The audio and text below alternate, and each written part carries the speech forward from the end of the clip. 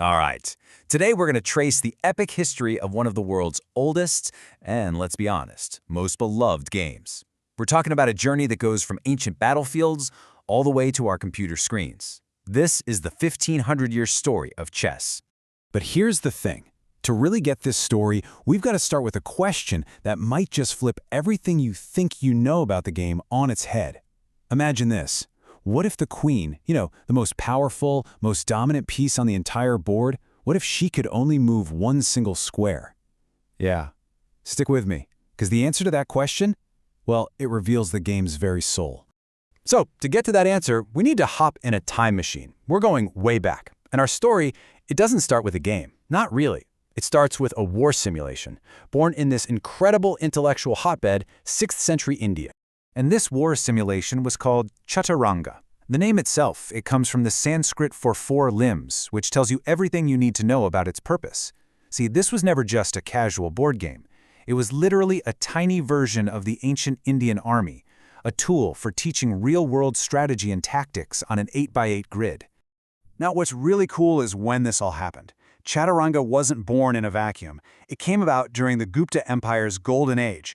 We're talking a time of just mind-blowing scientific and artistic progress. I mean, this is the same culture that formalized the decimal system and gave the entire world the concept of zero. So it makes total sense, right? A game based on pure logic and deep calculation, of course it came from a place that was having this huge mathematical awakening. So, who were these original pieces, these 4 limbs? Let's meet the first army to ever march across these 64 squares. Okay, so check this out. Each piece was a direct mirror of the military back then. You had the padati, that's the infantry, what we now call the pawn. You had the ashwa, the cavalry, which, you guessed it, became our knight. The gaja were these massive war elephants, the original bishop. And the ratha, these super powerful chariots, well, they became the rook. It was literally war on a board. And here's a little fact that just blows my mind. Of all those original pieces, after all this time, through all the centuries, across every single culture this game has touched, only one piece has stayed exactly the same. It's the ashva, the horse. That weird L-shaped jump we all know, it's 1,500 years old. Think about that. It's like a living fossil, right there on the chessboard. All right, and this brings us right back to that question I kicked things off with. The piece that stood next to the Raja, or the king, was called the Mantri, that means counselor, and this was the original queen. But it was no powerhouse, far from it. It was actually, well, kind of weak. It could only move one single square diagonally. Its entire job was just to protect the king, to be an advisor, not to rampage across the board. What a huge difference from the queen we have today, right? The game itself played out so differently too. It was way slower, way more methodical. For one, the board, called an ashtapada, wasn't even checkered. And get this, pawns couldn't jump forward 2 squares on their first move, so the beginning of the game was this very slow, grinding buildup. And winning was different. You could win by capturing the king, sure, but you could also win just by wiping out his entire army. Even a stalemate was considered a win for the defender, not a draw. It was a totally different mindset. Now, a game this brilliant was never going to stay put. It was destined to see the world. So let's follow Chaturanga as it begins its incredible journey out of India. So it hits the big trade routes, and from there, it just explodes. It spreads like wildfire. You can see the path it took. Around 600 AD, it moves west into Persia. Then it spreads all through the Islamic world, and by about 1000 AD, it lands in Europe. But what's really neat is that it was also heading east at the same time and morphing into some really fascinating, totally different games. So that first big stop heading west was Sassanid Persia. They called it Chaturange, and it was an instant hit with the royalty. It became the ultimate test of strategic thinking, almost like a way for rival empires to flex their intellectual muscles without actually going to war. And this is huge, because this is where the language of modern chess comes from. See, the Persians wanted to avoid those sudden, unsatisfying endings, so they introduced a warning cry, Shah, which just means king, whenever the king was in danger. Sound familiar? Yep, that's our check. And their victory cry was Shah Mat, the king is helpless. And from Shah Mat, we get the single most famous word in the game, checkmate. Meanwhile, while all that was happening, the game was also traveling east and turning into something totally different in China, called Xiangqi. And this is a perfect example of how a great idea can adapt to a new culture. In Xiangqi, the pieces are placed on the lines, not in the squares. There's a river that runs through the middle of the board. And they added a brand new piece, the cannon, which has this really cool move where it has to jump over another piece to capture something. Then you go to Japan, and the game becomes shogi. And shogi introduced what might be the most wild, mind-bending rule in any version of chess, the drop rule. Get this, when you capture an enemy piece, it's not out of the game. You can put it back on the board as one of your own pieces. Just imagine that. The armies don't get smaller, they just switch sides. It makes for an unbelievably complex and dynamic game. But believe it or not, the biggest changes were still on the horizon. As the game, which was now known as Chaturange in the Arab world, made its way into Europe, well, it was about to have a full-blown revolution. A revolution that created the exact game we all play today.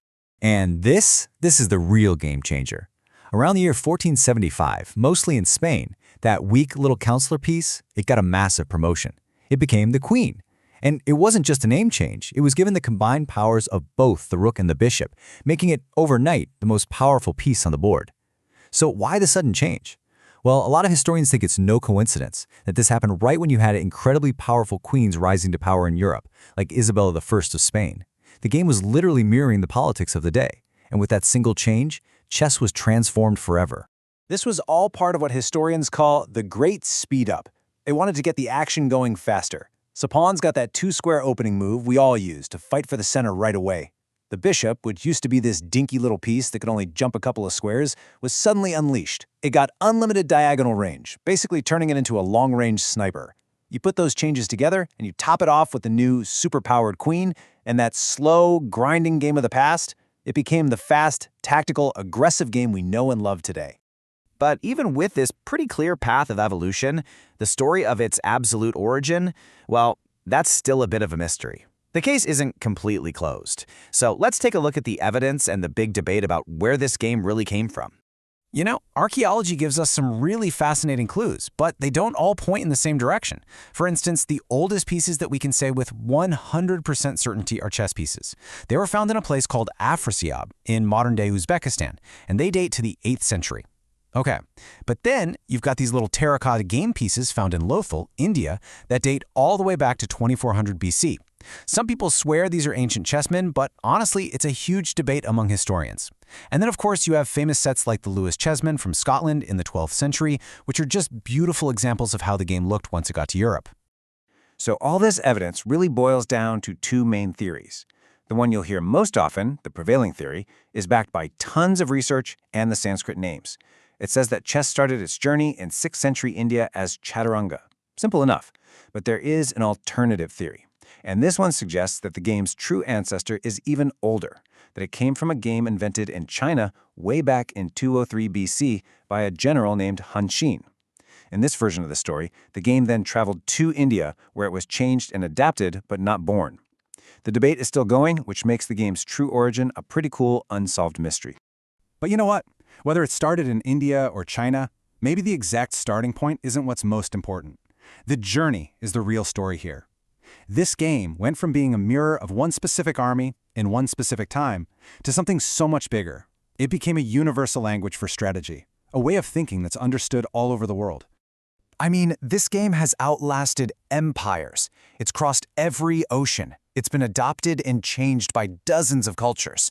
Today, it's played by grandmasters, by kids just learning, and by supercomputers that can think moves ahead we can't even imagine. So that just leaves us with one final big question. After 1,500 years of nonstop evolution, what's next for chess?